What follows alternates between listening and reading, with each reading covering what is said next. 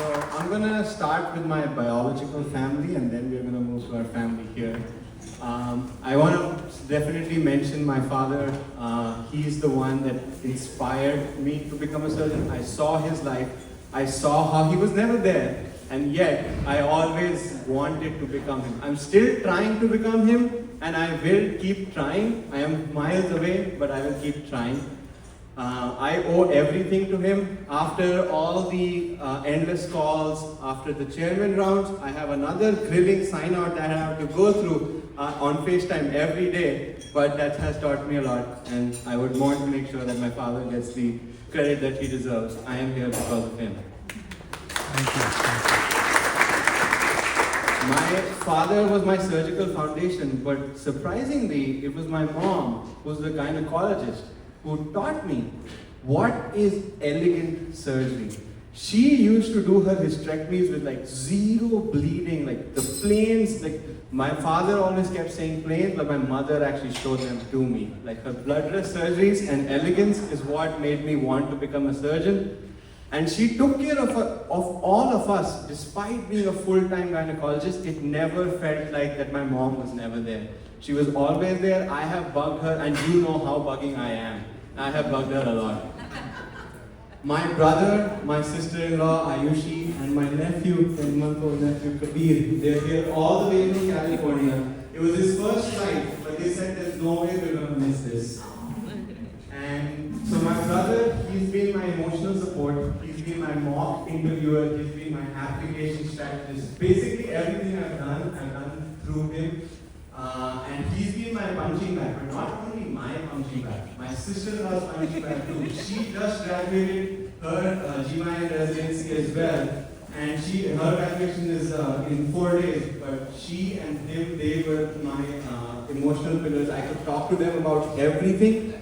I mean everything, and they've been there through thin and thick. And Kabir, I think every weekend that I've had free, I have taken secret flights to California.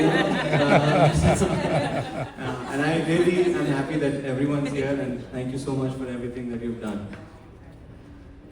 For the family here, Dr. Mandawa, Amulya beautifully told about him, but I think one thing I want to talk about is he's taught us, he's made us capable of standing here today. But I think nobody knows about his humility. Everyone knows about his humor, everyone knows about his calm and the chaos nature, but his humility, the amount of times a chairman has picked you up from your house and dropped you to your house after parties, that only humility can show. I was like completely, no words for Dr. Mandawa, completely. Dr. Louis, she's our mom. There's no doubt that she is the one who took care of each and every one of us. I don't know how she's been taking care of so many residents over the years. But we know she calls herself a water girly or a beach girly. So she's taught us a lot. She's taught us everything from attention to detail when it comes to detailed head-to-toe sign-outs of the ICU. And she's also taught us how to treat the appendix like your nephew Kabir. She's taught us how to think critically. She's taught us how to act gently. She's taught us how to handle tissues with care and love. And more importantly, like Dr. Mandawa mentioned, she's taught us how to care deeply for patients and your family.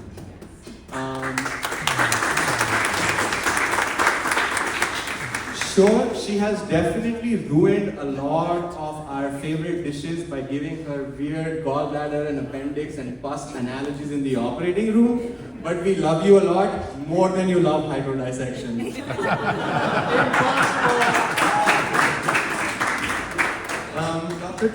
Dr. Cantu, he's our clinic king. He's, where is he? So a lot of the junior residents, you actually don't know. So you always think that Dr. Cantu is the one who will let you steal the controls on the dual console, but he's the man responsible for having robotic surgery at Flushing Hospital. He's the one who started it all. So all credits to Dr. Cantu. Thank you so much for everything. So, one more second, Dr. Cantu, to, guys, I'm taking over in 5 minutes. You have taught us a lot.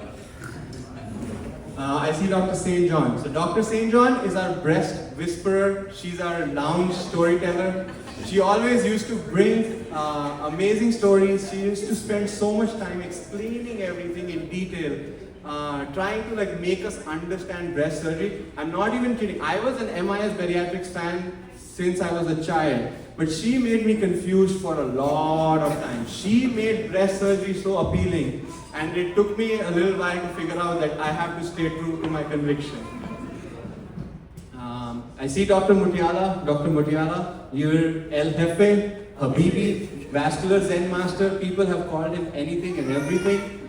You've been the chill energy in high stakes rooms. I don't know how you do it. I don't know, but we're still trying to learn. There's one person who has taught us from everything from anastomosis to golf swings. He's someone who would stay calm throughout the day. He would teach us how he's going to be smooth with bowling or it comes to a PTFE draft. You can never see Dr. Mutiala losing the school. You've taught us a lot, and thank you so much, Dr. Mutiala.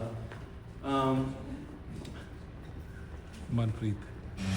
Where's Dr. Shah? Dr. Shah. Dr. Shah, I think, actually one second, is that Dr. Shah? Because he's sitting in one seat, he's not moving anywhere. All we have seen you is jumping consoles, jumping rooms, jumping cities, jumping countries, and I don't know how you still do it. You have taught us everything from minimizing movements with the needle driver to maximizing disability insurance, maximizing dividend stock investing. I'm still trying to learn, but you've taught us all, and more importantly, I think what he's taught us is he's taught us how to balance surgery and family. He's done weekend visits to India. He's done, he still coaches his 2 kids with like soccer and cricket, and he is like after 3:30, 4 p.m. he is rushing out of the hospital. No, kid you not. So he really has taught us how to be with family. Dr. Garcia, he's our sensei. He's our what's the name, Yusuf? I keep forgetting. Mr. Miyagi. Mr. Miyagi. He doesn't say, but when he says something, it's a lot of gems in there. He has taught us a lot. Any finesse that we are taking home today is because of Dr. Garcia. He has spent the most time with us in the operating room, and he has taught us a lot. Thank you so much, Dr. Garcia. And then I see Dr. Malhotra. Dr. Malhotra, you've always been there. You're my Punjabi Bhangra buddy. You've taught us a lot in the operating room. You've given us the console, and you're like, just figure it out. Thank you so much. I see Nixon. So Nixon is someone who's spent a lot of time trying to like switch rooms, room 3 to room 4 to room 5 to room, and he has done a lot. Like he's the one reason that we have actually spent a lot of time on the console, and we are able to learn something out of it. Dr. Khan, oh 1 second, let me use my left hand. Let me adjust the mic before I start. So, Dr. Khan, thank you for keeping us on our toes. You've always taught us to be thinking surgeons. You've always taught us to think of 2 steps, 3 steps ahead. You've taught us a lot of things, and you've really brought out the best in us. You've taught us that surgery is one aspect of life. Yes, we keep following your Friday night fine dining. Yes, we have seen all your Porsches and Ferraris and Bentleys. We know how you party. So thank you for showing us excellence both inside and outside the OR. Dr. Acidorian, you've shown us everything. Your hand dissection, your blunt dissection, your bleeding dissection. You've shown us all. Thank you, thank you. Dr. Zaitin, we have no words for your elegance. We have learned so much. You have literally pushed people away so that we can learn. You've literally held our hands so we can operate. I still remember July 2021 was my first independent gallbladder, and that was just because you pulled my hand, you brought me to the side, and you're like, you're dissecting. And I cannot thank you enough. And yes, we are also learning from you how you balance family and work. You've shown us from your Friday night theaters, from your twice a year Italy trips, that family comes first. Thank you so much. Dr. Reich. You've definitely had thousands of cases, like great experience. You've actually taught us a lot. You've brought back the golden era of open surgery back to us. You have taught us one thing that I don't know if you have taught us what being in love with surgery means. I think we have never seen someone who knows what being in love with surgery is. So thank you so much for that. And yes, we assure you, we won't rush. We will use our finger or the mixture or the machine. I see Dr. Solomon. I think Dr. Solomon, everyone gets the opportunity to spend time with Dr. Solomon. And Dr. Solomon, I think he's one person who single-handedly ran the whole IR department, and he's taught us a lot. From IR procedures to maybe more world politics, he's taught about programming, anything you can think of, he will have a lot of opinions and he will tell you a lot. I think I am getting a cue to wrap up quickly. I see Habibi and Dennis. Oh, sorry. I'm so sorry, Dennis. I see Habibi and I see our supreme leader. They're both back. We really appreciate you coming back for felicitating us with our graduation. You've taught us how to be good residents and great friends. I think we can't thank you enough for that. We have table 9. I think we see all the faces we like. Just kidding, we like everybody. But I'm glad that we had the opportunity to spend so much time with amazing residents. We felt like we were at home. And thank you for tolerating me or us, I think more me, but thank you. And the newbies, I think this year has been great for us because you guys took care of everything. So we never had to take care of everything. We could rely on you. And that's why all the attendings were calm, attendings were cool, and we had the easiest chief year ever. I don't think, at least in my 5 years, we've seen Marwan's class, we've seen Mercy's class, but I think it's like, it was night and day. I think everyone was just chilling. At least I was chilling, I don't know if they were working. I see Dr. Gergis there, Dr. Gergis. He's someone who's gonna just walk in and he's gonna be like, all right, you do you. You're the vascular surgeon. You tell me how you're gonna do it. And even if you ask, he's like, hey, you can screw up anything and I'll fix it for you. So I think that kind of presence in the operating room teaches you a lot. And I think, thank you so much, Dr. Gergis, for teaching us and taking that time. I see Dr. Baer, and I'm sure this is my last 15 seconds. I'm going to wrap up. Dr. Baer, thank you so much. Dr. Perez and Dr. Benjamin. Dr. Perez, Dr. Benamo, they were here with us for our intern year and second year. We made it. They're still surprised that all 4 of us are here, but Jane was responsible for that. But Dr. Baer, you were essentially like everyone's first intubation. You taught us everything in what goes on behind the curtain, and you made it look so smooth. And we thought it's easy, but then we had our anesthesiology rotation, and I'm like, I think I'm better off on this side of the curtain. Where's Manpreet? I just have to acknowledge Manpreet. So everyone knows that she has fed us.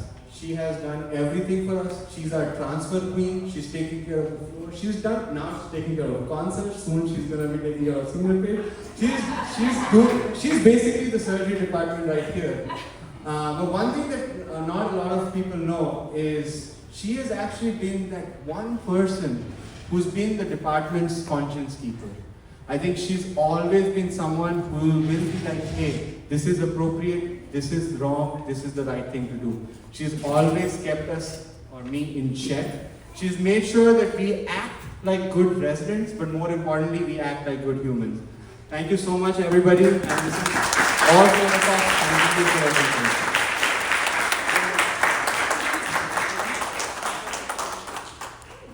We got 7 habits of highly effective people. We have those habits, but I think this is going to help you a lot as it helped me. And don't run away yet. You guys stay here. From the department, we did want to recognize one of our attendings. He's not full-time with us, not here all the time, but when we need him, Dr. Raza Zaidi, from Howard we call you and you're available. Raza, thank you so much. I just wanted to recognize you as the residents of the department. Actually, I have a couple of things for Dr. Zaidi too. I think Dr. Zaidi was here. He's been through thin and thick, and he's a surgical oncologist we call over the weekends. I still remember how Habibi was like following this pancreas patient for the longest time and kept calling Dr. Zaidi that, hey doc, we're gonna book this. And then luckily, like, I was in the room, and the amount of autonomy and the amount of teaching Dr. Zaidi you've done, you've spent not a lot of time, but in that little time you've left an impact. And I still remember I did a diagnostic laparoscopy with you for a gastrectomy, and you booked it after June 15th, but it's okay. We'll talk about it. So won't we start on that? As long as everyone's here. Yusuf Murad, he graduated from Jagiellonian University. Jagiellonian, yeah. Jagiellonian. No one's counting. And he's going to be doing a trauma critical care fellowship at Northwell in Staten Island. So we're very about that. He's here with Mona, his brother Mustafa, Ilyas' nephew Zach, our son, and Safiya, his daughter. Thanks for coming, guys. Have you start. And Gina, that's your book.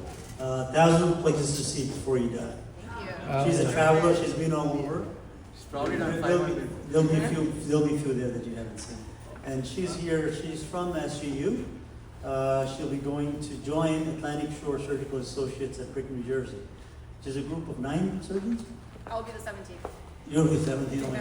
Actually, 3 of the surgeons there, the senior surgeons from our former residents. So you'll be in good hands with them, and I'm sure you'll teach them a thing or two. And she's here with Joseph Weiss, Janet, and Tommy Shum, our friends. Another thing I want to do is recognize the youngsters coming in. Vidya Narajan, stand up if you would, from Wayne State University.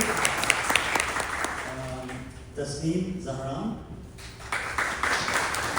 she's from NYIT, East Northport, and Emily Zhang from AUC. The two of you have been with us, so you know what you're in for. You still came, so, all right. Anything else, guys?